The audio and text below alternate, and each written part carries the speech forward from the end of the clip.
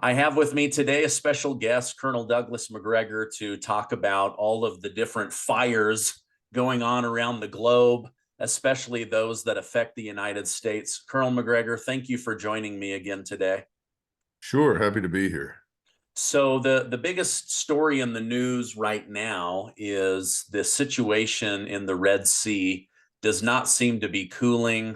Now we've had an attack on a U.S. military base in the country of Jordan that resulted in 3 dead Americans and 34 injured.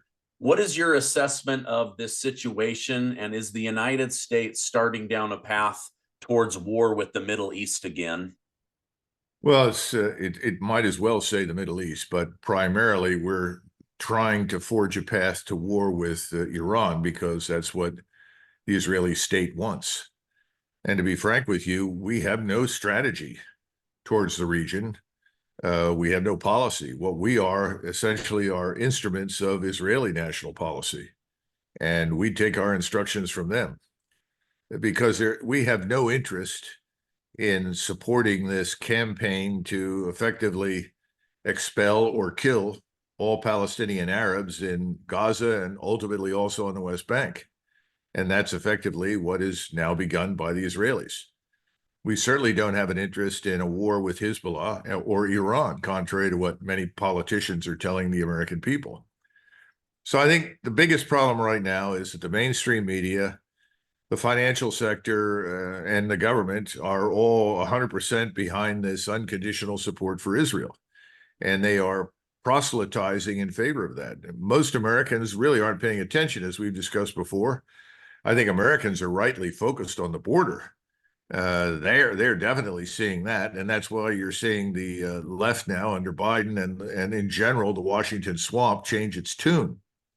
They're starting to say, well, we want to close the border, but, we just have to come to a compromise. Oh, that's a lot of nonsense. We all know that.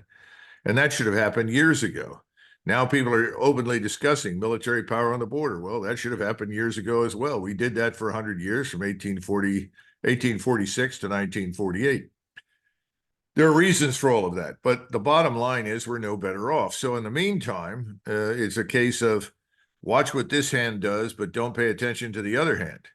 And now that we've had this attack on, it was actually, as I am told, designed to hit Al-Tanf, which is a large American base inside Syria. The watchtower that was struck and the Americans who were wounded or killed were just literally on the other side of the border in Jordan. But that was not originally the target. And remember, the Jordanian government has approved our presence in their country. The Syrian government has not. So we are illegally inside Syria.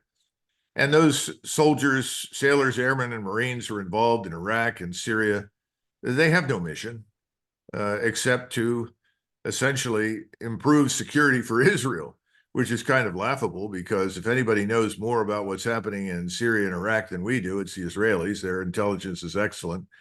And then secondly, a little bit of oil that is squeaking through the system from Turkey into Israel is pretty much going to stop. Mr. Erdogan has dragged his feet on it, but very shortly the Israelis will be without any oil or natural gas anyway. And we are very, very vulnerable. And to be blunt, if the Iranians had done this, they would have hit us. This would not have been an accident. They have precise tactical and theater ballistic missiles. We're dealing with Arab militias. The Houthis are an Arab militia. The Shiite Arabs in Iraq are part of militias. That's what you've got in Hezbollah. All of these people are Arabs. And even though they may be Shiites, they are in solidarity with Arabs in Gaza. And as long as we do what we're doing in Gaza, which is to provide limitless quantities of supply for the Israelis in terms of ammunition, spare parts, aircraft, intelligence, even now we have lots of Americans in uniform on the ground in Israel. As long as we continue to underwrite this terrible policy, well, we're going to be attacked by Arabs in the Middle East. It's very simple. Now, we made a terrible mistake with the Houthis because we beat our chests and said, we will punish the Houthis, we will defeat the Houthis. Well, the Houthis have turned out to be a lot tougher to take on than we imagined, which any of us who knew anything about the region knew to begin with. That is terrible terrain. It's very difficult to run around and identify the targets find the active missile systems and the fighters and do any damage. And these people have been through years of warfare with Saudi Arabia and us. Remember, we backed the Saudis. This produced a terrible famine in Yemen that killed hundreds of thousands and did enormous damage. These people are hardened to it. They're ready to fight and fight and fight. And they're going to do whatever they can to make us miserable until we change our policy. So if you want this to stop, Americans need to answer the question, are we comfortable supporting Israel's policy in Gaza? If we're comfortable with what they're doing as a nation, then that's fine. The government should make it abundantly clear what we're doing. And that means we've got almost 500,000 Arabs living inside the Gaza Strip that have no homes, nothing over their heads, not enough to eat, suffering from all sorts of diseases as a result of bad water, have no power. And everyone in Israel is celebrating because they want to eliminate these people. They see them, after all, as is being told repeatedly, as animals that deserve to be expelled, expunged, exterminated. Interesting. Are we comfortable with that? I don't think most Americans are, but most Americans are not being told the truth. They don't really see what's happening. So we have no policy. We have no foreign policy. Our armed forces are now essentially the pawns of Israel and whatever Israel's lobby in the United States wants. And remember, the Israeli lobby has almost complete control of everyone on the Hill. And they also control the thinking and the policy making. But beyond that, what happens in the media. And the media crushes anyone who speaks up and says, well, perhaps this is not a good idea. Then you are branded as an anti-Semite. The ad hominem attacks begin. If they can, they attack your sources of income. They try to disenfranchise you, destroy your bank accounts, and so forth. This is the way things are played right now in the United States. That's why I say this is not American foreign policy. This is Israeli foreign policy. And that's what's running the show. Yeah. Coming back to some American foreign policy, yesterday, Senator Lindsey Graham and John Cornyn of Texas called for President Biden to directly attack Iran, bomb them into the ground. Tucker Carlson called them effing lunatics that will get us into an out-of-control war. Tucker Carlson also warned the American people that the Biden administration wants a broader war with Iran. What are your thoughts on Tucker Carlson, his comments? And then what are your thoughts on Lindsey Graham and John Cornyn calling for the destruction of Iran? Well, first of all, I and many others have been warning of the danger of a wider war with Iran that could rapidly become regional and end up including the Russians and the Chinese and potentially others, all aligned against us. This is not news. This is a very real danger. It's also not news, as I pointed out in an article that I published in the American Conservative a week ago. There was two parts, one Friday and then Saturday, on the perils of American foreign policy. And it goes into detail about why we militarily are not prepared for a major regional war, whether it's fought in Eastern Europe, in Ukraine, or fought in the Middle East or anywhere else. Our stocks are way down. They're largely exhausted in many key categories, and we have no surge capacity. We can't turn to industry and say, turn out thousands of missiles and millions of munitions overnight. We don't have that capacity. So if we're drawn into this thing, we will rapidly exhaust our stocks. Those things are just completely ignored because the individuals you mentioned, who are obviously benefiting enormously from money that comes out of the defense industry, as well as other foreign lobbies like the Israeli lobby, they have no interest in what happens to us, what happens to the American people, or what happens to our soldiers. If they had any interest in the welfare of soldiers, sailors, airmen, and Marines, they would have demanded the withdrawal of these soldiers from Iraq and Syria and everywhere else in the region a long time ago, because there are so few of them. They're in isolated bases. They're easy targets. Now, what's changed recently, and this is the most dangerous aspect of the whole thing. Up until now, certainly since 1991, on the ground, we have never faced formidable opponents that were organized into armies, into air forces, into air defenses.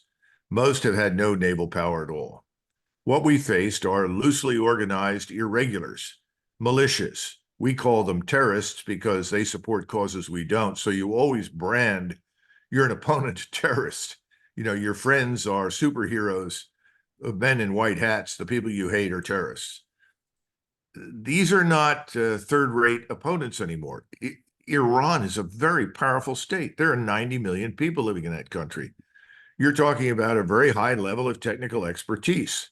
They have built tens of thousands of rockets and missiles. The Israelis will give you the briefings if you ask for it and tell you what very fine quality work they do, the high quality of their engineers and their capabilities. The Iranians can launch enough conventional warheads on missiles to flatten most of Israel. That's what people don't seem to understand. And they can target us with great precision. Just a couple of weeks ago, we watched as they killed a Mossad agent in his house, excuse me, with his family. And he was in close proximity to the U.S. Embassy. U.S. Embassy sustained no damage. They also went after others, ISIS targets, and these ISIS targets were also affiliated with Kurdish interests because they were united by hatred of Hezbollah and Iran. So they targeted these places and people with enormous effect and accuracy.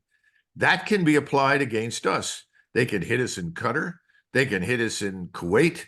They can hit our forces at sea. They can hit us all over the place. We haven't even begun to discuss the substantial Hezbollah presence that is in Mexico. And for that matter, there are also Islamist elements from the Sunni side operating in Mexico. Large numbers of people driven out of Syria and other Arab countries have found a place to settle in Mexico. Some of those came as a result of being refugees, but large numbers also came there deliberately. This is a war that will have more than one front against us. We have no idea how many of these people have been introduced into the United States through our borders. We think we have recently 9 million illegals, but we may have as many as 22 to 30 million in the country. So you look at the equation, and what you have staring you in the face is the very high probability that if we turn this into a regional war by ultimately attacking Iran or looking for some excuse that we can present to the American people as justifying the use of force, we're not only unprepared for it, we're going to have to fight on all sorts of levels against all sorts of people. And we're talking now about kinetic matters, but there's also the cyberspace and the vulnerability of our power grids. I mean, we could go on and on. What about our nuclear power stations? All of these things fall into that category. And I think Americans are being lulled into a false sense of confidence. Americans have believed for too long that war is something that only happens on someone else's soil. Oh, we bombed country X last week. Well, they probably deserved it. Nobody knows. Nobody cares. You always have a third of the electorate that cheers whenever somebody is bombed. That's dangerous. That's the sort of insanity that got Britain into World War I, that dragged them into World War I, where they killed almost 800 million people from Great Britain. That doesn't even include the imperial forces from overseas. The point I'm trying to make is, if we go forward as people like Lindsey Graham and Senator Cornyn want, we risk war on a scale that we have not seen in this country since the Civil War, here and abroad. I don't think anybody wants that, and I don't think we need it. But then again, I hold the minority position in Washington because right now everybody says, absolutely, kill and drive those Arabs out. And by the way, I don't support Arab Islamist organizations that advocate the destruction of Israel either. That's dead wrong. I wouldn't support Hamas under any circumstances. And simply because I don't think millions of Palestinians should be further removed from their homes and driven into exile or killed makes me an agent of Hamas. I'm not. I want Israel to survive. And I'm afraid, and I've said this from the very beginning, as soon as the 7 October event occurred, and it became clear that the Israelis were only moderately interested in the hostages, this was a trigger that they longed for so that they could begin this process of driving all the people that are Arabs in Gaza, in the West Bank, whether they're Muslims or Christians is irrelevant, out of the country. Now, I understand that, But when I discussed this on previous occasions with him, I said, be very, very careful. I don't think you can do this as long as the world is watching, and the world is watching. It's not going to accept this. Well, that's where we are. And right now, Israel and we and the United Kingdom are alone. Yeah. We're isolated. Gee, what a surprise. Yeah. Wow. I feel like, Tucker was heavily engaged in supporting Bush and the war in Iraq. And then his eyes were open and he realized, oh, wait a minute, we've made a huge mistake. I think this is why he is saying, America, be careful. You've got, these effing lunatics at the Capitol Hill pushing us into a war that none of us really want. I think he's warning, let's not go down that path again. Well, we're dealing with the same people that Bill Clinton personally did not want to listen to, but was trapped into listening to. That's how we were dragged into Bosnia and then ultimately in the Kosovo air campaign. We moved, and we can even go all the way back to the Somali disaster. And remember, Somalia was a place where initially we just went in to feed people. Ultimately, we end up in war with a substantial portion of the population. It's insane. We went in ostensibly for the purpose of removing Saddam Hussein from power. We did not announce our intention to try and forcibly democratize millions of Arabs, turn them into Anglo-Saxons at our pleasure. That was not originally stated. On the contrary, people were told, be prepared to leave Iraq as fast as you got in there. Now, one of the failures that we encountered early on, both in Afghanistan and in Iraq, was the failure to identify, find, and remove Saddam Hussein, and the other was Osama bin Laden. Those were egregious military intelligence failures. And then we had to, quote unquote, stay. Well, that was wonderful for the people that dragged us in there to begin with under Bush and then subsequently kept us there. For how long? For years, for more than a decade. We eventually left. We left in the middle of the night from Iraq because had we left during the day, we'd have been shot to pieces. So we left at night without telling anybody. But then we went back in using the excuse of fighting ISIS. But most of the fighting against ISIS was done by Iranians and the Shiite militias that the Iranians trained and armed, and the Russians. They did most of the damage. The Turks and many of the other Arabs in the region were privately sympathetic to ISIS. They still are. But they keep their mouths shut. They backed off. But you're never going to completely eliminate these Islamists on the Sunni side. It's an impossibility.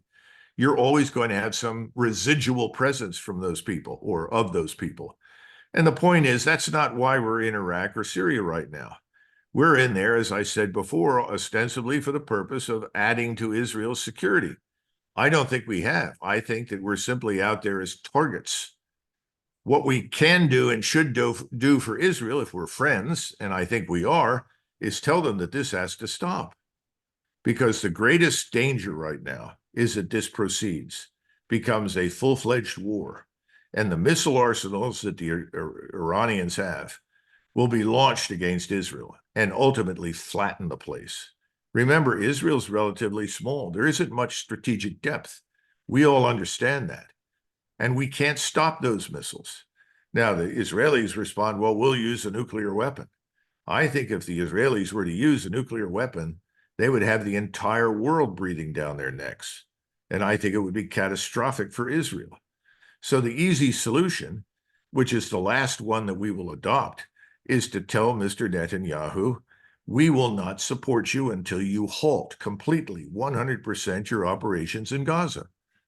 Now, if that makes me an anti-Semite, God preserve us from the people who claim they are Israeli champions, because they are taking Israel down the path into hell from which Israel may not ever come back. Yeah. Wow. Golly. Okay. Speaking of the Turks and the Russians, I read today that the Kremlin announced President Vladimir Putin will travel to Turkey next month to meet with President Erdogan. Do you think the main purpose of this is to have a NATO nation that's typically sympathetic towards Russia host talks on how to end the Russia-Ukraine war? Is Turkey being seen as a Switzerland, or what do you think is going on there? No, I don't think anybody views Turkey as Switzerland. Nobody sees Switzerland, unfortunately, as they once did. I think Switzerland surrendered its neutrality when it cast its lot with the EU and NATO. I think Mr. Erdogan, who is nothing if not extraordinarily smart, is simply taking advantage of an obvious opportunity. The Turks are effectively a paper ally when it comes to NATO. They stay in because that gives them some degree of influence over NATO, and it gives them a channel of communications with us. Again, no one in the region, including Iran, wants to go to war with us. They would all prefer to avoid that. But the Turks have also been bribed recently. Remember, the Turks invested in Russian air defense systems instead of Raytheon's Patriot system. When they did that, we sanctioned them and said they could not participate in the F-35 program. And then we said we would not honor any further deals, including a high-tech aircraft like the F-16. We've suddenly lifted sanctions, and we're now sending F-16s to Turkey. Well, we're bribing the Turks to stay out of the Israeli-Muslim war that's spreading across the region. I think it may help for a short time, but it's not going to change things in the long run. And secondly, you now have the Turks within the framework of this new NATO exercise that's underway at sea, cooperating with the French Navy. And of course, everyone is laughing uproariously in Turkey because the Turks and the French hate each other passionately. So whatever cooperation is, it's grudging. I guess if the Turks were given the option, they'd rather sink the French fleet. So the bottom line is all of this is flimsy, facade-like nonsense. NATO is comatose.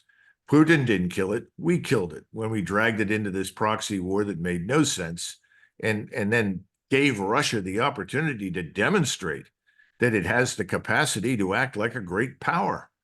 We never had a chance against a nation that was effectively self-sufficient. Russia is now more cohesive, stronger as a nation state than perhaps it's been in decades, certainly not since Tsarist times. We've blown it. We made mistake after mistake after mistake, and that's why the next mistake is let's escalate. Just as I fear in Israel, the Israeli government is going to say, well, we'll take a breather right now on Gaza, take a temporary breather. We'll turn on Hezbollah, and we'll keep working hard to make life miserable for the Palestinians on the West Bank. Well, the war with Hezbollah, if Israel launches it, is not going to go well. Hezbollah is infinitely more sophisticated and capable than Hamas. And most of us are still in a state of shock that Hamas performed so brilliantly against the Israeli Defense Force. That's going to make things worse. And from there, it's a short step to war with Iran. And as much as the Iranians and the Turks dislike each other, they share the same broader interest in the Muslim world, which is to deal decisively with this dangerous state called Israel, which from their vantage point is disruptive, destabilizing, and frankly, very, very dangerous. We don't see it that way because we don't see ourselves logically or objectively either. If we go somewhere and bomb, we're righteous. And whomever we bombed is the enemy. It's the same mentality, but that's not the way the Muslims in the Middle East see it. And remember, and this is something else that is never mentioned, the Israeli provocation that went on in the Al-Aqsa Mosque shortly before the Al-Aqsa flood. And Al-Aqsa Mosque is the third holiest place in Islam. Whether or not you like Islam, whether or not you approve of it, doesn't matter. Those are facts. So now we're dealing with more than 1 billion Muslims who are enraged at Israel, enraged at the United States, and increasingly enraged at the United Kingdom. Where is this going to take us, Steve? Where are we headed? We're steering ourselves up to the edge of an abyss. We're going to go over the waterfall and into disaster. Yeah, no, so yeah, we have this hotbed going on leading towards war. I wanted to get your thoughts on this because I have people like Gerald Celente from the Trends Journal on, and he says things like, we're already in World War. You think that they just start overnight? No, they slowly build. Just this morning, I was reading that Ukraine is telling their citizens, Belarus is about to attack us. Be ready to be attacked by Belarus. They're also saying Hungary and Romania are about to come take back Western Ukraine. And then Finland is telling their people, Russia's about to attack us. And if they do, Belarus will jump in. So like there's all these rumors of wars going on. And like, doesn't that just put everyone on pins and needles? And that's what can really light the fire of a third world war? Well, first, that's the playbook. If you're a neoconservative and the neocons are driving the train, they're part of the larger globalist elite that wants to transform us into sedated sheep. You know, they want to degrade the concept of a human being with a living soul and adopt the atheistic sort of materialistic approach to dealing with people as fungible products or commodities, things that are meaningless in and of themselves that can be employed as they see fit. This kind of Trotskyite logic and thinking was the origin behind the Comintern. And we've become a kind of 21st century version of the same thing. No, you're absolutely right. We are sowing the seeds of discord everywhere we possibly can. Now, can all of these come together and result in a global catastrophe? I suppose it's possible. It's never impossible. But there are a few differences that need to be noted. In 1914, when we saw the First World War break out, all of the major participants were already primed for some sort of conflict. They all underestimated its dangers and its destructiveness, but they were all ready to pounce. They were already in the launch mode. It didn't take much to cause it. In fact, Gavrilo Princip, the man that killed the Archduke, said after he was captured, even if I had never been there and never shot the Archduke, eventually this war was going to happen. Well, there's some truth to that. But what you have is the slow burn today that takes months and years versus the month or so that elapsed between 28 June and the end of July, 1, 2, 3, 4 August. In other words, everyone did not instantly pull the trigger. It took a succession of events. Well, take that same sort of choreography and apply it to the world today. We're not going to see World War III break out this week or next week. It's going to take a few months. I think by April, May timeframe, all the pieces will be in place. And whoever is not involved in the region or externally will become involved. Remember, Russia is closely aligned with Iran. The Russians are not going to allow Iran to be destroyed. By the way, if Turkey entered this fight, the Russians would not allow Turkey to be destroyed. The interesting thing is that Russia and China seem to be very concerned about preserving the international system. We seem hell-bent to destroy it. And yet we're the people that talk about, the rule-based order. What rules? Whatever we say is the rule. Whatever we say, you do. That's all. It's all hypocritical nonsense. It's meaningless nonsense. It's a facade. We're not even enforcing our own laws inside the United States. We're rewarding criminals for their criminal behavior. We're putting policemen in jail. Policemen are afraid to enforce the law. We won't defend our borders. We now have a president who wants to commit federal forces against Texas and anyone else that challenges the right of his party, his administration, the swamp. Just put it all together to open our borders and flood us with millions of people that we did not invite. We can't use, we can't assimilate, we can't put to work. And everybody talks about, well, our economy is growing. It's government spending. We are not growing. Our economy is weak. That's the point. And our financial position has never been more fragile. And it's only a matter of time until the world holds a fire sale on our treasuries. Look, we are going to take $300 billion in assets that are Russian and illegally seize those and turn those monies or assets over to Ukraine, this criminal regime in Kiev that's our puppet led by Zelensky. Now let's stop and think about that. If you watch this, if you're India, if you're China, if you're Saudi Arabia, pick your country, Brazil, Argentina, anywhere. Why would you want to hold U.S. treasuries? How do you know the rug's not going to be pulled out from under you the way we are pulling it out from under Russia? They're going to start offloading our treasuries. And remember, most of these were purchased when they were at 0% interest. So these things are of very little value to them anymore. It's a losing proposition. But that cascading effect overseas is also going to be felt here because our banks own the same toxic treasuries that are now have no real value. They are a burden, not an asset, but they can't sell them. What happens to us? We're just walking into a giant bear trap. That's the point. Yeah. Oh gosh. No, you make a great point. You made me think of something that Stephen R. Covey once said. He said, "Oh, Jesus has this example of you leave the 99 to go after the one," but he said you can also flip that around. If the 99 see you mistreating the one, they lose trust in the shepherd, right? And so what you're saying is, if they see America, United States, steal this money from Russia and then give it away to a corrupt nation, then these other nations go, wait a minute, what if they did this to us? Let's get out of their paper. Let's get out of their assets. Like you say, that could create a huge firestorm, financially for us here in the United States. Final question. I appreciate you coming on. What are your thoughts on this situation at the border? We have Governor Abbott who's saying, I have the right to defend my state. I have the right to keep my people safe. We are, the biggest loading zone for illegal immigrants coming into the country.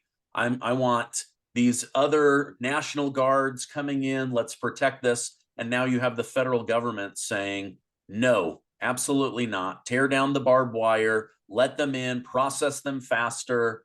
But then at the same time, giving lip service saying, we might need to close the border. Immigration's out of control. Does all of the positive talking points out of the Biden administration, is that all just to get reelected? Like, what are your thoughts on this situation? Yes, it's meaningless. Okay. Just ignore it. If it were flatulence, it wouldn't stink up a broom closet. Just ignore it. What are we seeing happen? Well, we're seeing something very tragic. National Guardsmen, just like soldiers in the regular army, are all sworn to uphold the Constitution and to protect the American people. And we're actually talking about a situation where conceivably this president could order federal forces to intervene against guardsmen on the border with Texas in order to open the border to millions more people about whom we know nothing, and many of whom probably present a clear and present danger to our country and to our society. What is wrong? This is not something that the U.S. Army and the National Guard should have to confront. These people serve the same flag. It's no surprise that soldiers being interviewed, these are regular Army soldiers at various Army posts, including Fort Hood, which is now Fort Cavazos, are saying, I'm not going to do it. I agree with the National Guard. We should protect the country. Some of them have said, well, I'll go over to the Guard. Well, that's punishable under the Uniform Code of Military Justice. It would be very sad if something like that happened and we were prosecuting soldiers who have sworn to protect the country for not committing treason. Because arguably, when you look at what this administration is being done, it looks increasingly a lot like treason. Why would you subject your country to this? It doesn't make any sense. Why would you subject your people to this? I was talking to some people recently that had lost their jobs. It's a bad economy, but in some cases, these people had lost their jobs because their jobs had gone to illegals. Well, gee, what a surprise. The illegal will work for less. And then we have to listen to people working for the New York Times or the Washington Post or the Wall Street Journal pour buckets of filth and abuse all over American citizens to say, well, gee, we should be grateful for all these illegals. They're better people. They'll work. Americans won't. Well, Americans want a living wage. Don't they deserve it? Yeah. Oh gosh. Lots of problems, I hope they all work out. The one that has me nervous, is I can't imagine being in the military where I go, okay, wait a minute, I've sworn an oath to the Constitution. I love my country. I will give blood for this flag. And then the chief commander is saying is giving an order that feels like it's against the Constitution, that it feels like it's against protecting the United States. I mean, I can't imagine the mental game that is going on in people's minds right now as they are potentially sent against their own brothers and sisters in Texas. Well, no, I mean, that no responsible commander in chief would do that to soldiers and guardsmen. It's out of the question. That's why I'm saying no soldier or guardsman should ever have to confront this issue.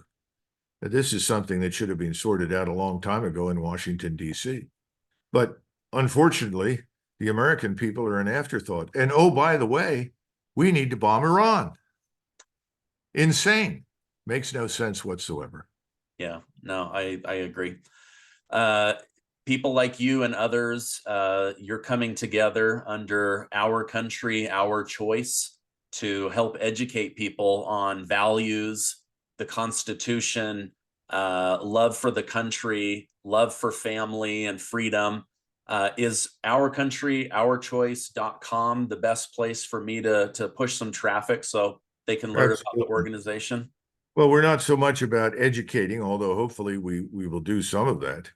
We think large numbers of Americans understand what you and I have been discussing. We want them to join us. We want other like-minded organizations to join us. We will give them room on our platform. We're building a media platform, as well as building the membership in our organization, which we regard as a movement, which we think can become the third way in American politics. In other words, conceivably, over the long term, it can become the foundation for a third party. We badly need an American national party. The Democrats and the Republicans don't qualify in that category. That's the problem. Yeah. Okay. Well, I'll push people down through that link. I appreciate you coming on. I know your time is valuable.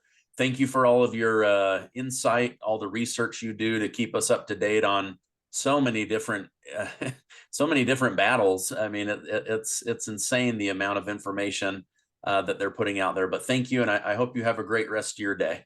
Hey, thank you too, Steve. Appreciate it. Bye-bye.